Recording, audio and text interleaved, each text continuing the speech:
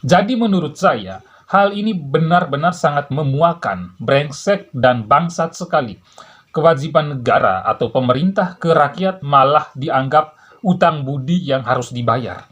Itu artinya secara tidak langsung Bahlil mau bilangnya begini, orang Papua, tahu diri kalian, kalau tidak ada Jokowi, kalian tidak punya stadion, tidak punya Trans Papua, dan lain sebagainya. Maka pilihlah Gibran, jangan pilih orang lain.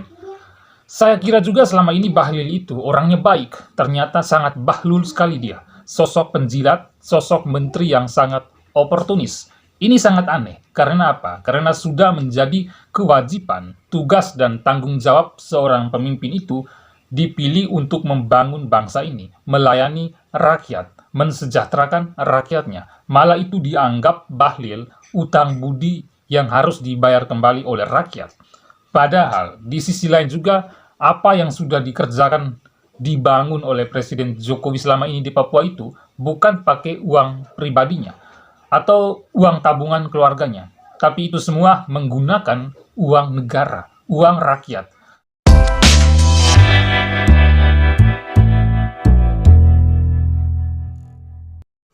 Halo semuanya, di sela-sela kunjungan kerja Presiden Jokowi ke Papua beberapa waktu lalu, yang juga didampingi menteri yang bernama Bahlil Lahadalia, akhirnya membuat heboh seluruh masyarakat Indonesia dan warga Papua khususnya.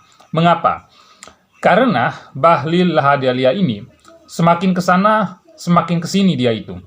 Secara terang-terangan, si Bahlul ini meneror atau ancam orang Papua supaya orang Papua itu tahu diri atas kebaikan Jokowi. Jadi sebelumnya, dalam pidatonya itu Bahlil menjelaskan bahwa Presiden Jokowi baru saja pulang dari kunjungan kenegaraan di Amerika Serikat. Lanjut lagi, dia bilang seharusnya Presiden Jokowi istirahat 2 hari, tetapi malah menyanggupi undangan dari warga Papua. Itulah sebagai bentuk kecintaan Presiden Jokowi kepada kita orang Papua. Capek pun, flu pun, Bapak Presiden mau hadir bersama-sama kita hari ini.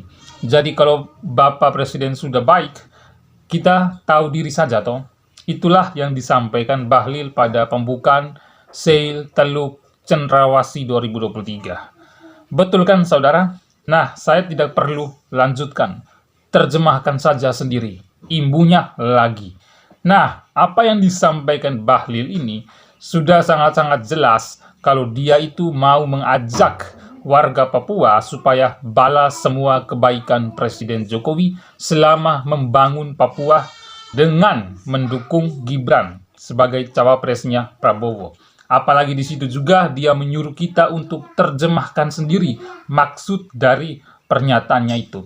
Dan itulah yang saya terjemahkan bahwa secara tidak langsung dalam suatu kunjungan kerja Presiden Jokowi ke Papua itu, Bahlil sudah melakukan kampanye terselubung dalam sebuah kegiatan resmi kenegaraan untuk mengajak warga Papua dukung dan pilih Gibran sebagai bentuk balas jasa kebaikan Presiden Jokowi kepada masyarakat Papua. Seharusnya apa yang disampaikan Bahlil ini diproses, ditindaklanjuti oleh Bawaslu karena sudah melanggar aturan, dan apa yang disampaikan Bahlil itu ada Presiden Jokowi di situ.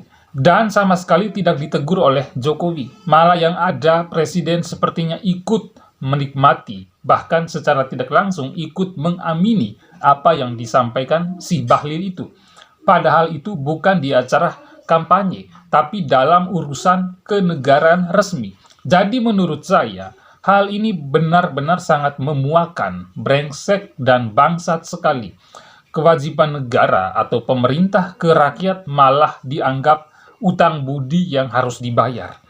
Itu artinya secara tidak langsung Bahlil mau bilangnya begini, orang Papua, tahu diri kalian, kalau tidak ada Jokowi, kalian tidak punya stadion, tidak punya Trans Papua, dan lain sebagainya. Maka pilihlah Gibran, jangan pilih orang lain. Saya kira juga selama ini Bahlil itu orangnya baik, ternyata sangat bahlul sekali dia. Sosok penjilat, sosok menteri yang sangat oportunis. Ini sangat aneh, karena apa? Karena sudah menjadi kewajiban, tugas dan tanggung jawab seorang pemimpin itu dipilih untuk membangun bangsa ini, melayani rakyat, mensejahterakan rakyatnya. Malah itu dianggap Bahlil utang budi yang harus dibayar kembali oleh rakyat.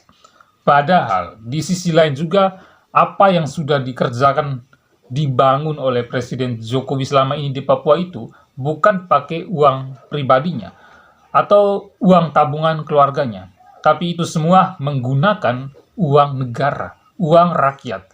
Cuma kita memang sangat mengapresiasi di era pemerintahan Presiden Jokowi ini, Indonesia Timur ini memang benar-benar sangat diperhatikan oleh beliau.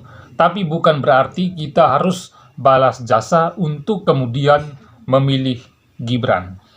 Karena pemilu atau pilkada atau apapun itu adalah hak rakyat yang tidak boleh dipaksakan, apalagi diarahkan atau diperintahkan. Tapi biarkan rakyat dengan hak suaranya menentukan siapa yang akan dia pilih. Dan kita juga harus memegang prinsip-prinsip berdemokrasi. Juga prinsip-prinsip dalam pemilu. Ada asas yang tidak boleh dilanggar, yaitu pemilu harus dilakukan secara jurdil dan luber, yang kepanjangannya adalah jujur, adil, langsung, umum, bebas rahasia. Di sisi lain, Bahlil juga harus tahu diri, karena orang Papua juga sudah sangat tersinggung atas apa yang disampaikan si Bahlil itu.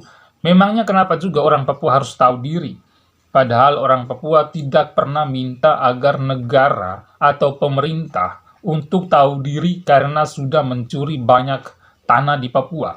Mulai dari kekayaan Papua yang dieksploitasi besar-besaran dan lain sebagainya. Jadi untuk Bahlil, kalau mau omong itu pikir-pikir dulu. Jangan omong habis baru pikir. Cukup saja di isu yang dulu pernah Anda angkat terkait wacana Presiden 3 periode atau perpanjangan masa jabatan Presiden.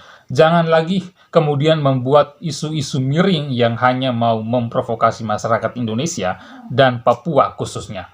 Cukup Anda saja yang jadi menteri oportunis dan penjilat. Jangan kemudian ajak masyarakat satu Indonesia untuk menjadi penjilat seperti Anda. Terima kasih.